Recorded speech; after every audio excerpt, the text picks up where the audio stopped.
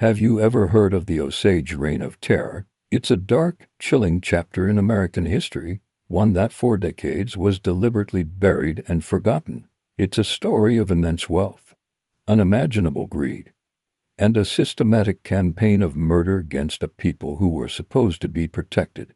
This isn't just history, it's a story that reveals a profound injustice, one that the U.S. government was complicit in, and the echoes of which are still felt today. In the late 19th century, the Osage Nation was forcibly removed from their lands in Kansas and relocated to a rocky, seemingly worthless reservation in northeastern Oklahoma.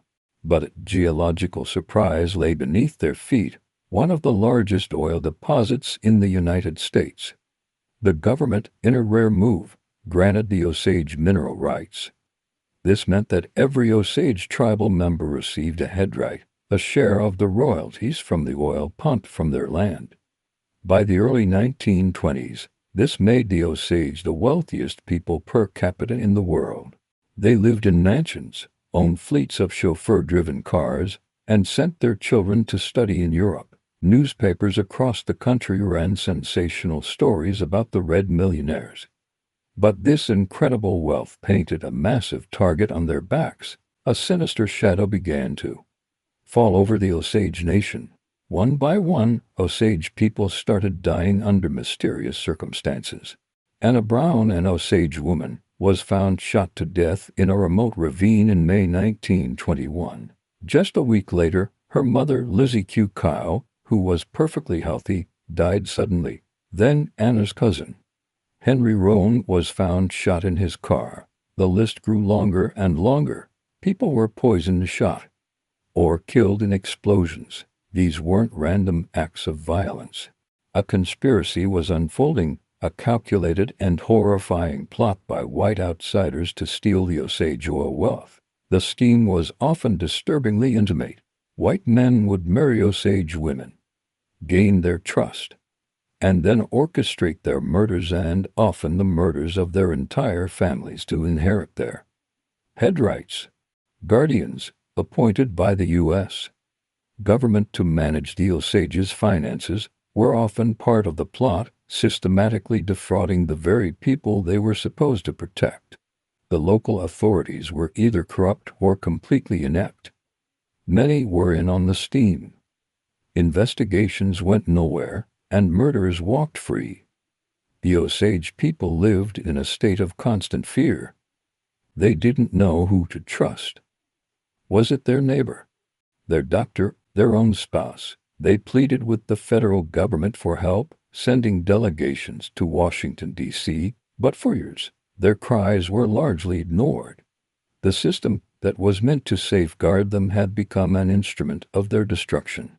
It wasn't until 1923, after at least a dozen Osage had been murdered, though the true number is believed to be in the hundreds, that the tribal council managed to get the attention of a new, fledgling federal agency, the Bureau of Investigation, the precursor to the FBI. A young J. Edgar Hoover, eager to make a name for his agency, saw the Osage case as a prime opportunity.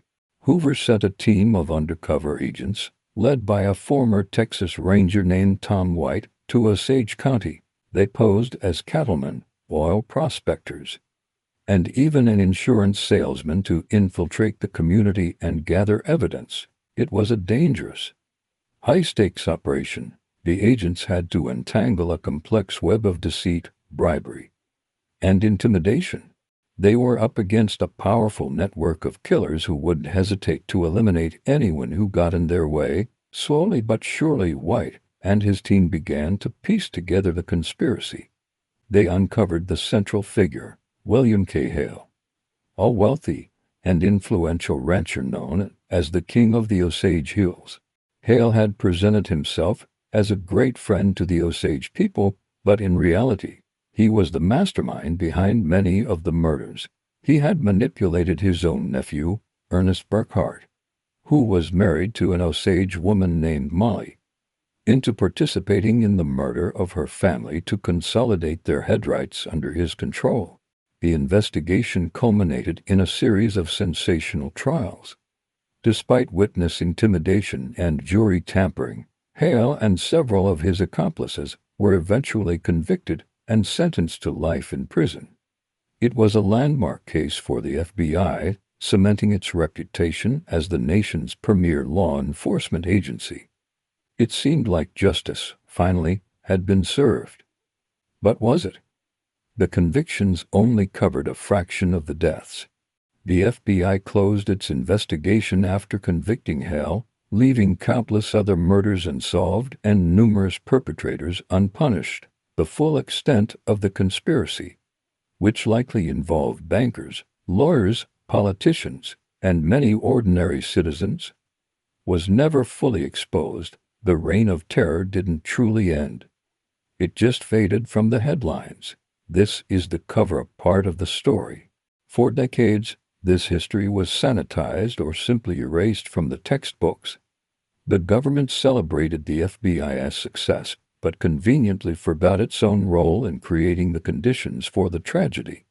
Through the racist and paternalistic guardianship system, the focus on a single kingpin like Hale allowed society to view it as the work of a few bad apples, rather than a systemic failure and a reflection of widespread racial prejudice and greed. The Osage people were left with deep, lasting scars. Generations were wiped out. Fortunes were stolen. Trust was shattered, not just in their white neighbors, but in the American justice system itself. The trauma has been passed down through families, a quiet and painful inheritance. Many Osage today are still fighting to uncover the full truth and to regain control over their own resources and legacy. Why? This story isn't just about a historical crime, it's a powerful reminder of how systems can fail and how greed can drive people to commit unimaginable acts.